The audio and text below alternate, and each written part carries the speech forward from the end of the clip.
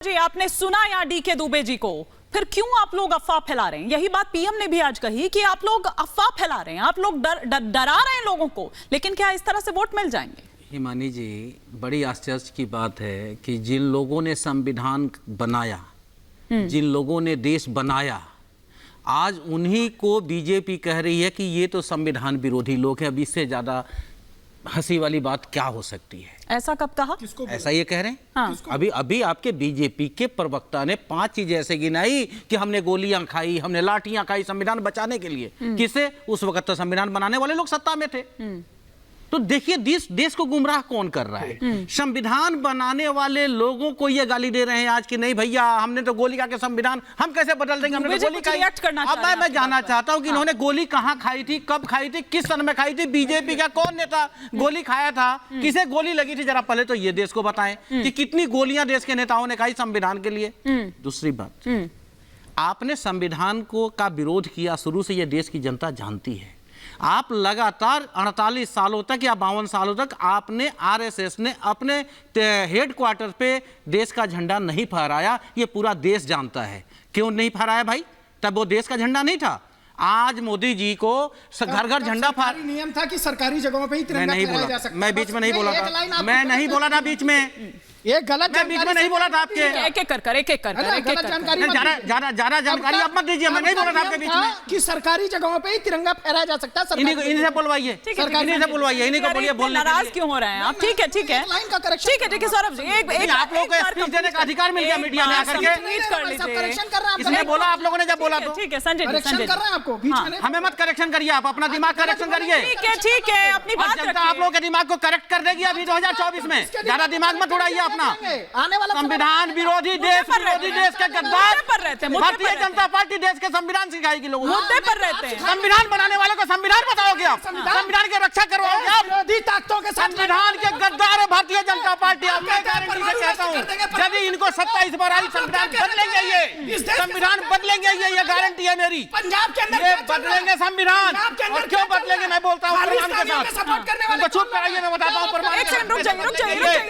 ये इसलिए बदलेंगे क्योंकि अभी आपने देखा इसी सरकार ने चुनाव आयोग की नियुक्ति के लिए जो तरीका था, जो संवैधानिक, आपने डीके दुबे जी को नहीं सुना? वो तर्क इन्होंने कैसे बदला? आपने डीके दुबे को नहीं सुना? अपने पक्ष में कर लिया, एक वोट विपक्ष को दिया। एक बार डीके दुबे जी को स्क्रीन पर लीजिए, फिर मैं सिद्धार्थ जी का रुख करूंगी। ये कौन सी चुनाव लड़ने का तरीका है? कौन सी निष्पक्षता का तरीका? ये बताइए। संजय जी, मिश्रा जी, दूसरी बात, आपने डीके दुबे को नहीं सुना? वो संविधान एक्सपर्ट है, बता रहे थे। मैं क्लियर कर दूं। अच्छा ठीक है, इसके बाद समय मत दीजिएगा, मेरे को रुक जाइए। पूरा मैं ये कह रहा हूँ, प्रेम जी ने जो सवाल उठाए हैं, चाहे वो अयोध्या का सांसद हो, चाहे आपका बागपत का सांसद हो, चाहे आपका बुलंदशहर का प्रत्याशी हो, चाहे देश का साउथ का कोई प्रत्याशी हो, जब ये लोग अपने मंच से कह रहे हैं, चाहे वो मेरठ का प्रत्याशी हो, जब ये लोग मंच से कह रहे थे, प्रधानमंत्री के कानों तक सुनाई नहीं दे रहा है।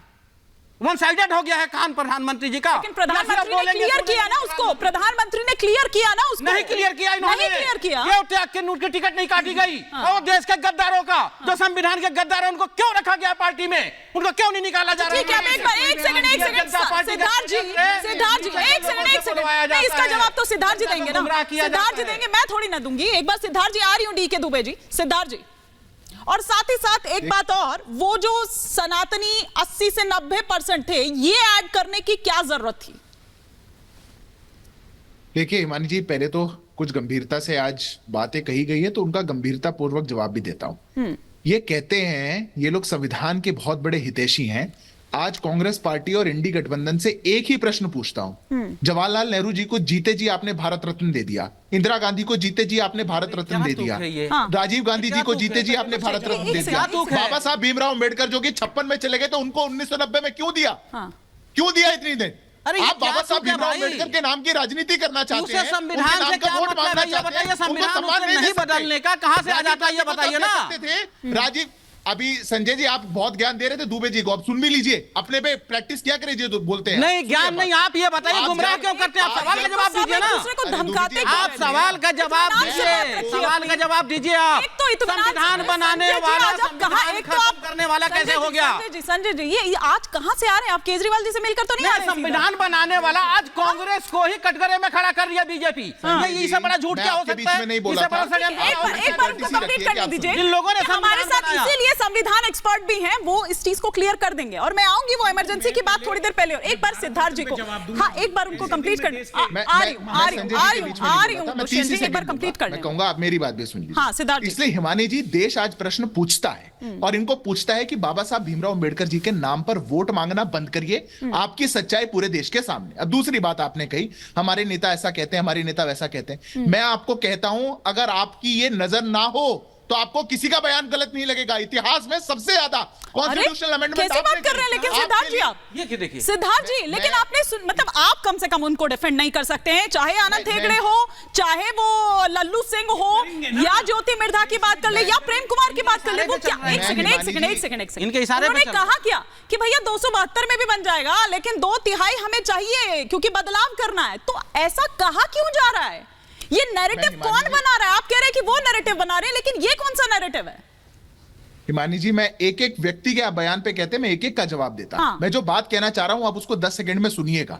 आज तक के इतिहास में कॉन्स्टिट्यूशन में अमेंडमेंट करना यह संविधान प्रावधान करता है। 2/3 की अमेंडमेंट करना यह संविधान में लिखा है। संविधान निर्माता लिख करके गए थे कि ये वाली अमेंडमेंट 2/3 से हो सकती है, ये वाली एब्सोल्यूट मेजोरिटी से होगी, ये हाफ मेजोरिटी से होगी, कौन सी दोनों सदनों से होगी, कौन से एक सदन से होगी। आज तक के सबसे ज्यादा अमेंडमेंट संशोधन तो पहले भी हुए ना, 400 मांग रहे हैं, हार्ड मेजोरिटी खत्म करने, पहले भी तो हुए हैं। एक बार कंप्लीट करने दीजिए ना, एक बार कंप्लीट करने दीजिए। प्रवक्ता ने इस बार बिल्कुल आपके जो प्रत्याशी मांग रहे हैं, एक बार कंप्लीट करने दीजिए संजय जी और हिमानी जी। एक बार नहीं, एक बार उनको कंप्लीट करने दीजिए। ये भाषण देते रहेंगे, भाषण की बात नहीं रहेंगे, फिर तो आप भी कहेंगे तो वो भी भाषण ही हुआ ना। नहीं तो आपको सुनना पड़ेगा ना एक दूसरे को। नहीं, भाषण के लिए बुलाया ही नहीं है मैंने, भाषण के लिए बुलाया ही नहीं है, चर्चा के लिए बुलाया। चर्चा कर रहे हैं। अंतिम 10 सेकंड ले रहा हूं, मैं अंतिम 10 सेकंड ले रहा हूं। मैं आग्रह करूंगा 10 सेकंड दे दिया होता कोई भाषण ही नहीं लगता आपको।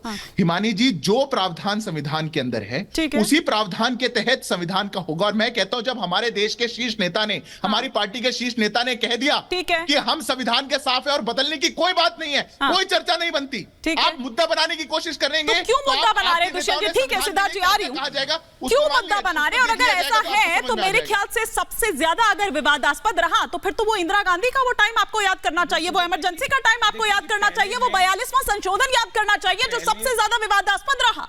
मतलब उसमें तो सरकार कुछ भी कर सकती है, आपने मौलिक अधिकारों को एकदम छीनने की कोशिश की वहां पर। तो तब पहले तो मैं इन्हें जवाब दूंगा, आधुनिक भारत के निर्माता जो पंडित जी के ऊपर इन्होंने सवाल उठाया, उन्होंने खुद को भारत रत्न दिया। नेहरू जी को भारत रत्न किन परिस्थितियों में मिला?